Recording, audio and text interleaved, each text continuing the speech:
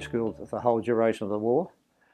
The main memories were the fact that there was an air raid shelter in Geelong Road State School right behind the theatre, and up along the plantations, which were later dug up where the memorials were, there was air raid shelters all the way up to Footscray Park. And so we remember that because we just thought that was a part and part of being in Footscray. And the other thing was, when the war got really serious and when the Japanese looked like invading us, they made us black out our houses at night time. And when you come home, all your windows had to be covered or blacked out. I found out later why it was mainly Footscray, because we were very near the ammunition factory, and if there had been any bombing, they would have attacked that. And so they had people called air raid wardens, and they'd walk up the street during the night and they'd tap on your window and say, "We can see a chink of light there, cover that up." My cousin Albert grew up in Nicholson Street, Footscray, not far from where the memorials are. And because he was not exactly the same age as one of my brothers, Stan, and Albert was such a tall boy, you couldn't mistake him because he was always round our place and much taller than Stan.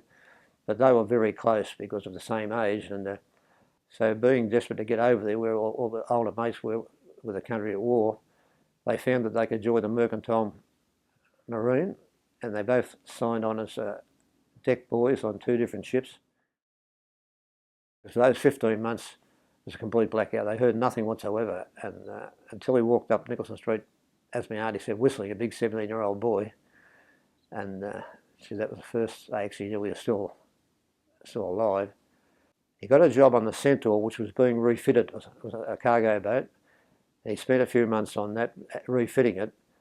He happened to be in Sydney, and by great coincidence, Stan's ship was berthed there too. And this was May the 10th, 1943, and it was Albert's 18th birthday. And Stan got permission to come ashore, they both did, and they celebrated in a pub in, I think it was in the Circular Quay there all night, as they did for 18th birthday, and they both went back to their ships, and that was the last time Stan would ever see Albert. 4 days later, just off the coast of Brisbane, a submarine came out of the water from nowhere. The Centaur had all lights ablazing, painted white, Red Cross. The Geneva Convention said you must never attack a hospital ship. That was by all countries. The torpedo blew it out of the water, exploded. It went down very fast. According to a survivor, he told my auntie that Albert gave his life vest to a nurse.